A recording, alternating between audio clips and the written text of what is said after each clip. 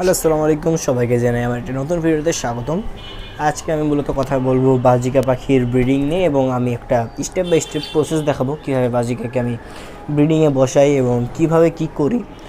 মূলত আমি কালকে 5টা পেয়ার করেছি। এখানে আছে হলো ডিএফ ক্রিমিনো, যেটা দুইটাই কালো চোখের জেপি, অ্যান্ড এইখানে আছে একটা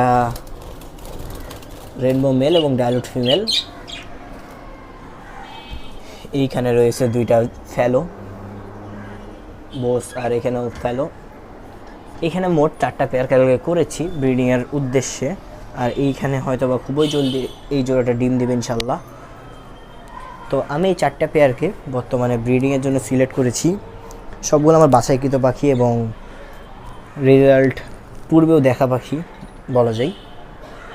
তো মোটামুটি আমি চেষ্টা করব A to Z কেমনে খাঁচা সেট আপ করেছি সব কিছু নেই এই ভিডিওতে আলোচনা করার জন্য। প্রথমে আমি লাঠিটা দিয়েছি ভাবে ব্যাখ্যা করে, আর আমার খাঁচাগুলা 12x18 সাইজের। 4টা খাঁচাতে দেখা যাচ্ছে এই 4টাই হলো 12x18 সাইজের। ফার্স্ট অফ অল এভাবে লাঠিটা দিয়েছি আড়াআড়িভাবে। এখানে আমি একটা ফিল্টার ইউজ করেছি যেটা হলো সালমান পেটসের, আর এইখানে আছে নর্মাল মাটির পাত্র। মাটির পাত্রটা দিলে হয় কি, খাবারটা ছিটাই কম, বা আমার যদি ট্রেতে লক্ষ্য করেন বা আশপাশে খাবার কিন্তু তেমন একটা খাবার নাই, পড়ে নাই, আর জায়গাটা আমার বেশ পরিষ্কার থাকে। এমনি আমার খাঁচাগুলো সেট আপের পরে আমি যেটা করেছি, কালকে পাখিগুলোকে জোড়া দিয়েছি, এবং হয়তোবা আজ বা কালকে বা 2 দিনের পরে আমি হাঁড়িটা ইন্ট্রোডিউস করে দেবো। তার আগে তারা একটু নিজেদের মধ্যে ইন্ট্রোডিউস হোক। যেরকম এই পেয়ারটা অলরেডি বর্নিংয়ে চলে আসছে, তারপরে ফ্যালোগুলো বন্ডিংয়ে চলে আসছে। এই পেয়ারটা অলরেডি বন্ডিংয়ে আছে আগে থেকে। তো আজকেও আমি হারিয়ে দিতে পারি ইচ্ছা করলে। আর পানি সবসময় আমি ফিল্টারে ব্যবহার করি। আর সারাক্ষণ আমি যেহেতু গরমের সময়, এখন গরমের সময় আমি একবার করে হলেও তাদেরকে চেষ্টা করি স্প্রে করে দেওয়ার পানি, কারণ প্রচুর গরম পড়ে এই সময়। পাখিকে ব্রিডিং করানোটাই অনেক টাফ ব্যাপার, বাট আমার যেহেতু জায়গাটা ঠান্ডা সেই জন্য আমি এই রিস্কটা নিচ্ছি। আর খাবারের মধ্যে যদি আমি খাবার দেখাই, আমি মূলত খাওয়াই, এইখানে আছে হলো চীনা আছে, মিলেট আছে, লাল মিলেট, কালো মিলেট, সাদা মিলেট সবই আছে। আর আছে হলো সামান্য ক্যানারি, সাথে আছে ধানের পরিমাণটা এখন কম, যেহেতু এখন চীনার দামটা কম, তাই আমি ধানটা একটু স্কিপ করেছি। তবে ধান খাওয়ানো যায় পাখিকে, এটা আমার রেগুলার মিক্স পাখিকে যেটা আমি খাওয়াই।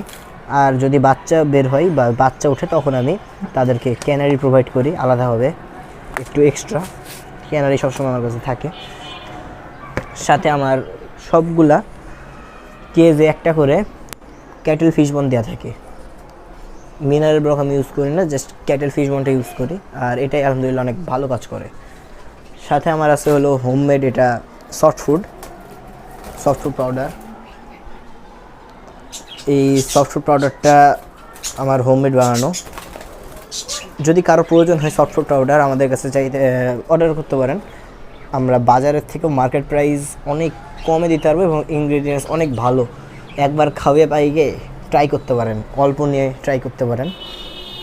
এটা অবশ্যই খুবই জলদি আমি মার্কেটে লঞ্চ করব, এবং আমরা আরও বিক্রি করে থাকি আমাদের যেটা পিচ বলতে বোঝাই পাখির বসার একটা লাঠি, যেটা ফ্লাইং কেজ অনেকে ব্যবহার করে থাকে। এরকম লাঠিটা কিছুটা এরকম হয়, এই যে এভাবে খাঁচাতে আটকানো থাকে। ওই যে আমার পাখিগুলো বসেও আছে সুন্দর। তো এগুলো হলো 20 টাকা করে পার পিস। অলরেডি এটা মার্কেটে অ্যাভেলেবল আমাদের কাছে। যাদের প্রয়োজন যত পিস লাগবে তত পিস দেওয়া সম্ভব, আর এটা লাগানো অনেক ইজি। আর মার্কেট প্রাইস আমরা অনেক কম রেখেছি, কারণ এটাতে আমরা চাই না খুব একটা হামুরি লাভ হোক আমাদের। ওভারঅল আমার খামারটা এইটুকুই। আর পাখির সেট আপটা খুব একটা বড় না, ছোটো সেট আপ, ছোটো পরিসরেই করছি। ইনশাল্লাহ পরবর্তীতে বড় করার চিন্তাভাবনা আছে, আল্লাহ যদি চাই। সকলে ভালো থাকবেন, আমাদের সাথে থাকবেন, আবার স্পিড গাড়ির সাথে থাকবেন। আসসালামু আলাইকুম।